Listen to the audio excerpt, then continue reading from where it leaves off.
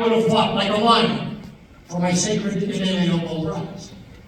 But such things are of little importance to me now, because I have something more vital and urgent to speak about here this evening. You're a quack. For the past few days, I have been thinking deeply about a great many things. So many things that my thoughts all became scrambled and shuffled inside my head. But just as these men were speaking, I straightened them all out. And I now see clearly how everything coheres. My fellow citizens, I'm about to share with you my great revelation. I will announce my sweeping discovery, which makes the fact that our water system has been poisoned and our health spa built Anyone's going to talk about the spa? Give him a moment, give him a moment. which makes the fact that our water system has been poisoned and our health spa built upon a cesspool seem completely insignificant. Stop talking about our spa. I would like to tell you about my greatest discovery. It's the most important contribution I have made to the study of human behavior in many years. It is this discovery that our spiritual waters, all the sacred rivers, springs, lakes, and tributaries within us as a people have been poisoned. And our entire society built upon an infectious, pestilence-ridden bedrock of life. No, I must object to this outrageous I must admonish the speaker for his lack of temperance and request him to show more moderation going forward, or I will be For all my life, I had loved this town, my hometown, as much as any person can love the place from which he came or in which he was raised as a boy. Now, I left when I was very young, but I always carried this place with me wherever I went in my heart. And over the years, a certain wistfulness and homesickness for what I had left behind cast a warm glow over my memory of this town and its people. But then, for many years, I lived in that little rural village in the north, far up in the back country, and as I got to know the people there, who were spread out seemingly at random across the stony slopes, the thought occasionally crossed my mind that these people might be better served by a veterinarian than by a man like me. I've never had such an audition in all my life. I mean, that is grave insult to decent working class people. All right, just a moment. Just a moment, please. Now, I don't think anyone would have blamed me if I forgot my hometown while living up there in the wilderness. But truth be told, all I did was sit around and think of this place and its immense potential. I thought about all of you, rooting away all my days, and then suddenly it came to me. The idea of creating this spa. What happened to you? And after years and years of waiting, fate finally gave me the opportunity to return to my hometown. And oh, my fellow citizens, you should have seen me. I was so happy. At the time, I didn't think there was anything else I wanted more in the world except for one thing. I had this burning, indefatigable desire to be of service to this community and all the people who live here. You certainly have a strange way of showing. And for the longest time, I went about my work joyously, serving to the best of my ability, completely in ignorance of what was happening all around me. That is until yesterday morning. No, it was actually 2 nights ago. When my eyes were finally opened, and I began to see clearly the corruption and inexcusable stupidity of those in power.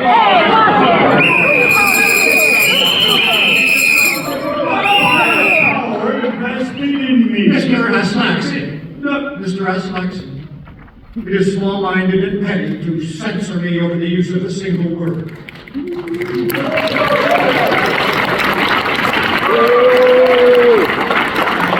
I only meant to say that I suddenly woke up and understood the depth of the catastrophe, the extraordinary debacle that our elected officials bear responsibility for down at the spa. I simply cannot accept the the authority of these so-called civic leaders. I've seen enough of them in my life to know what they are like. They are like billy goats grazing in a field full of sprouting flowers. They recklessly destroy everything around them, devouring or trampling at random. And they block the path of the free man in every direction, no matter where he turns. And nothing would give me greater pleasure than to exterminate them all like other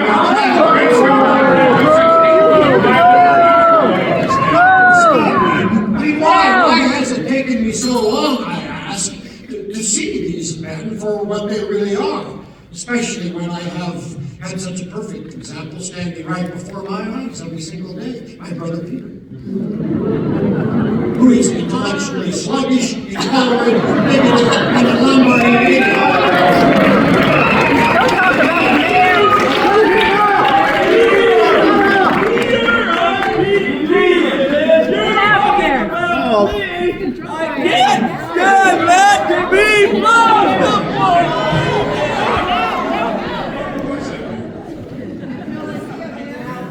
I believe he's a lumberjack from the other side.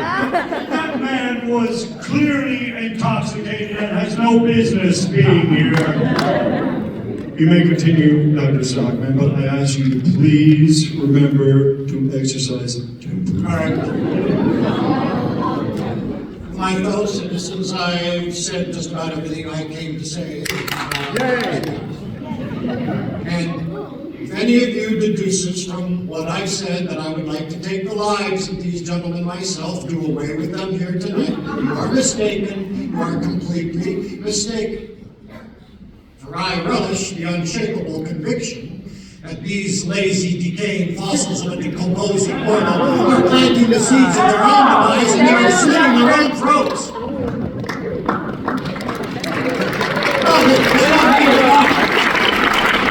They don't need a doctor in helping them to, doctor's aid in helping them die. And besides, they aren't the ones who pose the greatest threat to our society.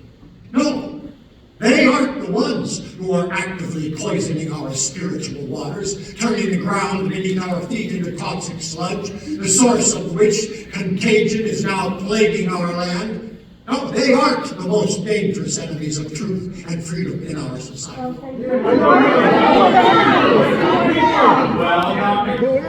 Well, Oh, well, you can rest assured, I plan to name them all. This is the great revelation that has been dawning on me these past few days. The most dangerous enemy of truth and freedom standing here among us tonight is the solid majority. That's right. No. The goddamn solid majority. The liberal majority. And there. Now I've said it.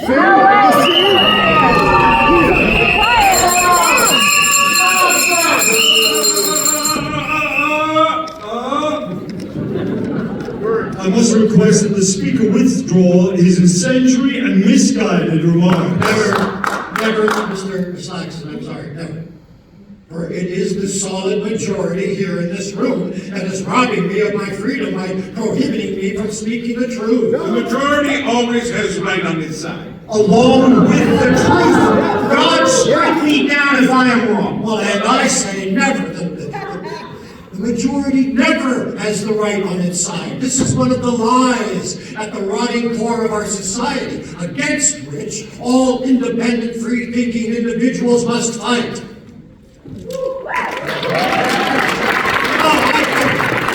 I ask you this. Who composes the majority in this country? Or any other, for that matter? Is it made up of the most brilliant minds? Or of complete innocence? I think we can agree that throughout the world, the most ignorant exponentially outnumber the ignorant exponentially outnumber those with even the smallest bit of intelligence. And if we can agree on that, please tell me this. How in God's name can it ever be right for the wise to be ruled over by fools? Okay, all right, okay, sure. You can shut me down all night, but that's all you can do, because none of you can refute my argument, and you know it. The majority might have might on its side, unfortunately, is true, but not what's right. That, my fellow citizens, the right exclusively belongs to the minority. I mean, this is a really good one. Dr. Stockman had a major revelation the day before yesterday and has transformed into an aristocrat. I have already stated that I will not waste words on small-minded, narrow-chested, short-winded crew that's been left flailing in our wake. The throbbing pulse of life has nothing more to do with them. No, I speak of those few intrepid individuals who are willing to learn and grow, and to embrace all the budding and ever-complexifying truths that have only recently been revealed. These rare, free-thinking individuals live on the outskirts of society, so far ahead of the curve that the solid majority has not even begun to catch up with them. And they're on the fringes. They fight for truths too new to this world to have gained any traction with the majority. Look, you see, now the doctor has become a revolutionary. Yes, that's damn right, Mr. Holstead. I am going to mount a revolution against the lie that truth is the exclusive possession of the majority. I mean, what sort of truths does the majority stand behind? Truths so long in the tooth that they wobble on the verge of senility and decrepitude. When a truth is that advanced in age, my fellow citizens, it is well on its way to becoming a lie.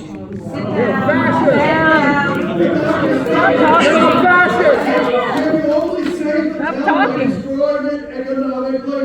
Listen, you make your own choice. You can believe me or not. It's your choice.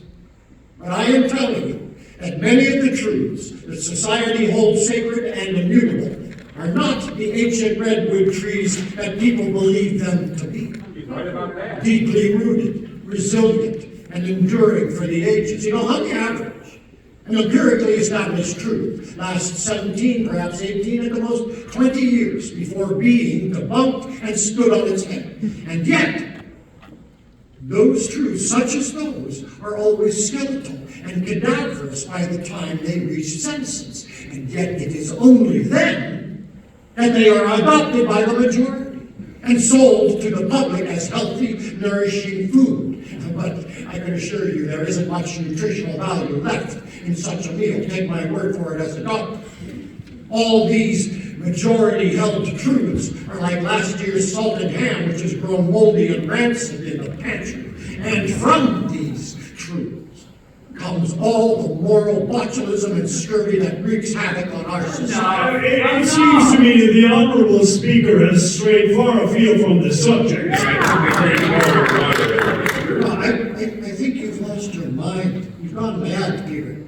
Throughout my remarks this evening, I have cleaved as close as possible to my main argument, which is simply this, that the masses, the rabid and angry mob, the God-forsaken solid majority, these good men and women, they are the ones who are poisoning our moral spiritual water supply, turning the ground beneath our feet into a festering plague sore. According to you, this is because the great independent majority has the good sense to wait to accept certain truths until they have been interrogated, tested, and acknowledged over time. Dear Mr. Hofstad, please don't speak of certain truths. The truths accepted today by the masses, by the vast hordes, were the truths held by revolutionaries during our grandfathers' time. Those of us who stand at the bleeding edge of truth today no longer acknowledge them. There is only one abiding universal truth, that no society can live and thrive upon such old, marrowless truths. That is, instead of standing there spouting all these vague and unsubstantiated statements, perhaps you could give us a few specific examples of these old, marrowless truths that we are all living on. Well, I could spout off countless examples from the garbage pile of ideas. But for now, I will limit myself to this one. The grotesque and repulsive lie that Mr. Halstead, the so-called People's Messenger, and all its readers and supporters live by. And that is? That is the doctrine that you have inherited from your forefathers and continue to amplify thoughtlessly in your paper's pages, proclaiming it far and wide for all to adopt. The doctrine that the unwashed masses, the vulgar herd, the ignorant and unthinking mob constitutes the core of this country. That they are the people, and that the common man, the uneducated, uncultured, unconscious, and undeveloped member of society has as much right to sanction or approve, to govern and to lead as the intellectually and spiritually sophisticated minority. The noble class of experts. I have never heard such absolute filth spoken in a public setting. Citizens, please, please, take note of this. Get rid of that man for talking like this! Get rid of him! Please, let's just be reasonable. Just be reasonable. Just listen to my words. I am speaking the truth. For once in your lives, can't you bear to hear it? I'm not asking you to agree with me right away, but I did expect that Mr. Halstead would have my back once he came to his senses. Mr. Halstead claims to be a free thinker. You know, I challenge you to prove it, Dr. Stockman. When have I ever said that in print? Well, come to think of it, I guess you are right. Yes, you've never had the honesty to say it. Certainly not in public. But don't worry, Mr. Halstead, I won't get you into trouble. I'll be the free thinker here tonight. And now, using the methods of scientific inquiry and deduction, I will reveal to you all how the messenger is leading you shamefully by the nose when it disseminates the lie that you, the masses, the mob, the crowd, are the very core of this country. That's just what media companies say to sell papers. The masses are nothing but the raw materials that our country must sculpt, carve, and mold into a true people. But isn't this also true of other living creatures? Surely you all agree that there is a major difference between cultivated and uncultivated species. Take the ordinary barn hen, for example. How much meat? Doctor, are you going to tell us how we can get clean drinking water? Yes.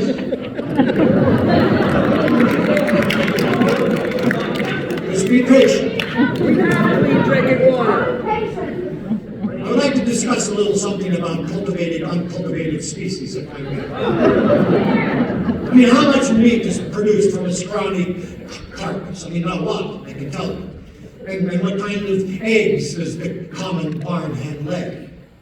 Yeah, the average raven or crow, they're almost as good in quality. But then compare the barn hen to a well-raised Spanish or Japanese hen, or a fine pheasant or turkey, and right away, you will recognize the difference. Are you comparing us all to barn hens? Oh, but we are. Yes, by God, we are all animals. Like it or not, we all belong to the animal kingdom. Unfortunately, there aren't a lot of noble animals among us. Some of us walk on 2 legs, others on 4. For some, there is great distance between us and poodles or our troglodyte ancestors. For others, not so much. And the most laughable part about this is that Mr. Halstead agrees with me, as long as we stick to talking about 4-legged animals. Well, they are what they are. Yes, indeed they are. But as soon as I apply the same analysis to 2-legged beasts, Mr. Halstead halts in his tracks, stunned and silent. There, he no longer has the temerity to hold fast to his own opinions, or believe what he purports to believe. And then he turns the entire proposition upside down and runs articles in the People's Messenger that say the barn hen and the gutter mutt are the most magnificent and resplendent specimens in the entire nation. See what I mean? No, that's the way it always must be.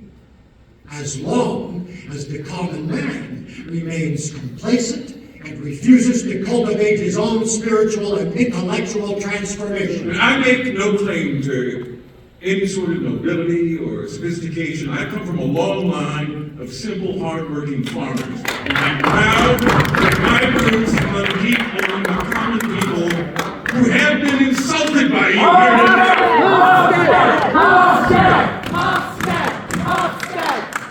The common people I have been speaking about here tonight don't just dwell among the lower rungs. No, they crawl and cluster all around us, climbing their way right up to the highest stations and ranks of our society. Just look at your own well-dressed, self-satisfied mayor, my brother Peter. He's as common as anyone who walks. And it's not because he's descended from some depraved old reprobate of a pirate from Pomerania over there. Just as I am, for that is our heritage. No, it's an old folk tale. It's because he sits there smugly, thinking the thoughts of his superiors, actually believing what they claim to believe, without pausing to question the validity of their opinions.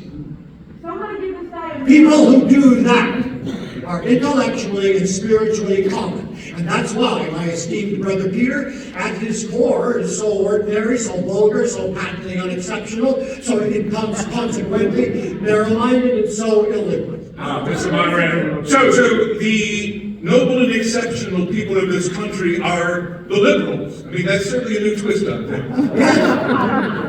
Yes, that is precisely what I discovered earlier this week, at least in part.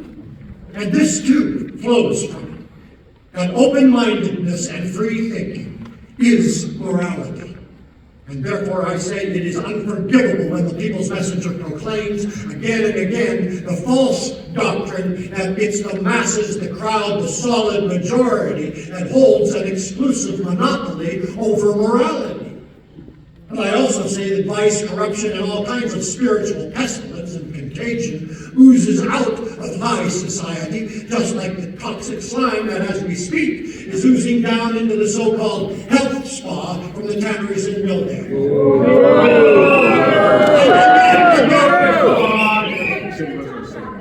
And yet, it's the same People's Messenger that can go on preaching about how the masses should be elevated to higher levels of health and wellness. How? If the messenger's doctrine is true, then elevating the health of masses means plunging them straight into the fiery pits of hell. It means tossing them into the sludge. But luckily, it's a lie that culture and education corrupt us. Something we've learned, inherited from our past generations. And it just isn't true. In fact, it's poverty and lack of access that demoralizes us.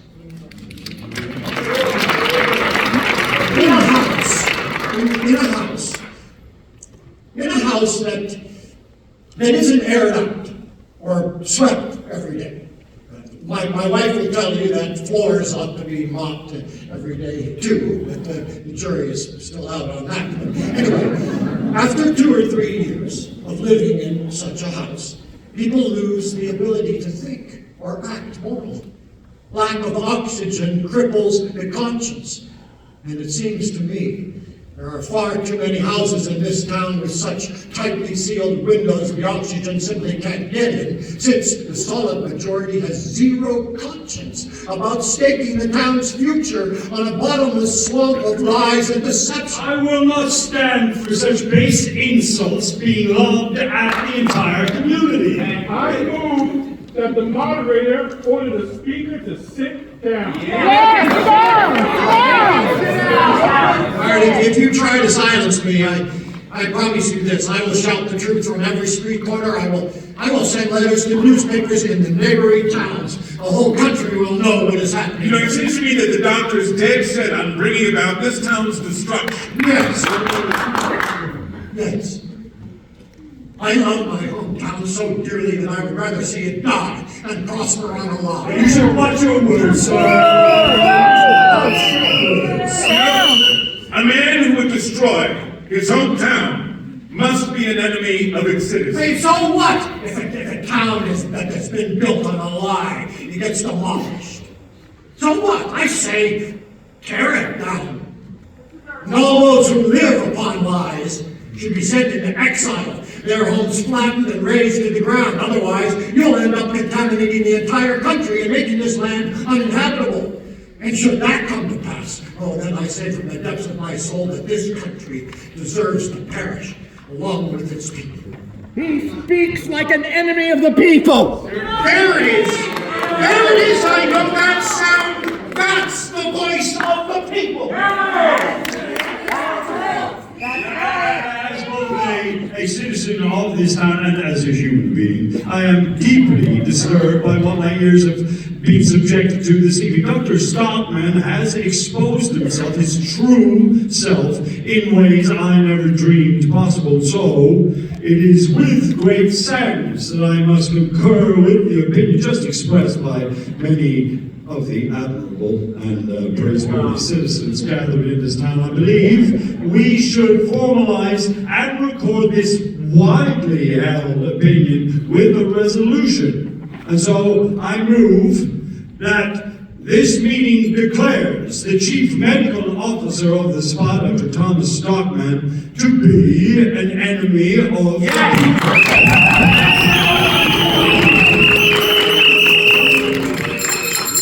We're all fools. We're all fools. The doctor is out of order and no longer has the floor. A formal vote must be taken, but bearing in mind that many personal feelings held by individuals in this room, I suggest this be done in writing and without names. Do you have a paper, Mr. Billing? I have both blue and white paper here. Perfect. This will be much quicker. Cut it in pieces and pass them around in hats. Blue means no, white means yes. I'll come around personally and collect the votes. Hey, Ofsted, what's happening to the doctor? What are we supposed to think? Well, you know the man's temper. Been over at his house a lot, Billy. Have you ever seen him drinking? I don't know what to say. Yes, the whiskey is always on the table whenever anyone comes over to me. I wonder if Landis runs his family. I wouldn't be surprised if it did. No, it's just for young Alice. I think it's revenge that he's after. Well, he did ask for a pay raise a couple of days ago, and it wasn't granted. What's that drunk again? Get him out of here! Jesus Christ. Get him out of here! Get him out of here! God, yeah, exactly. Boy. So, Stockman, I guess you now see what such monkey business accomplishes. I have no regrets. I have done my duty. Huh. And what was that you said again about the Milldale Tanners? You heard what I said. They are the source of the pollution. It all comes from them. My tannery too? Yours worst of all, I'm sorry to say. And are you going to put that into the papers? I refuse to whitewash any of it. That may cost you personally something. So Captain Oyster, you decided to lend your house to enemies of the people, huh? It's my property, I'd like to do with what I please. Then you won't have any objections to my following your lead. What do you say, sir? You'll be hearing from me tomorrow. Captain Oyster, wasn't that the owner of your ship? Yes, that was Mr. Vick.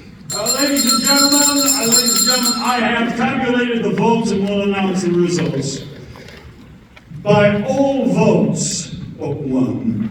I'm drunk man's vote. By all votes but one belonging to the intoxicated man, this lawful assembly of citizens declares the Chief Medical Officer of the SPA, Dr. Thomas Stockman, to be an enemy of the people.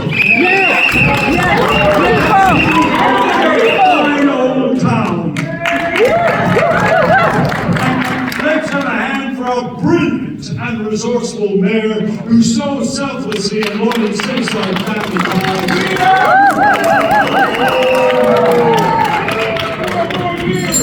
This meeting is adjourned. And how about a round for our moderator? Petra, my hat, my jacket, please. Captain, do you have any room in your ship for passengers to the New World? For you and your family, Doctor, I think we'll find some room. Good. Come on, Catherine, boys, it's time to go. Thomas, dear, don't you think we should go out the back door? There will be no back doors, Catherine.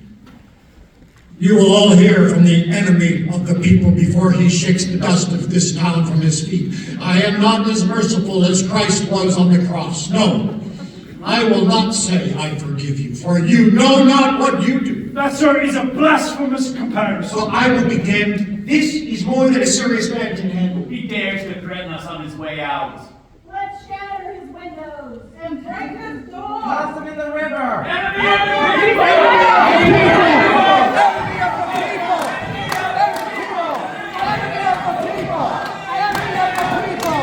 Enemy of the people!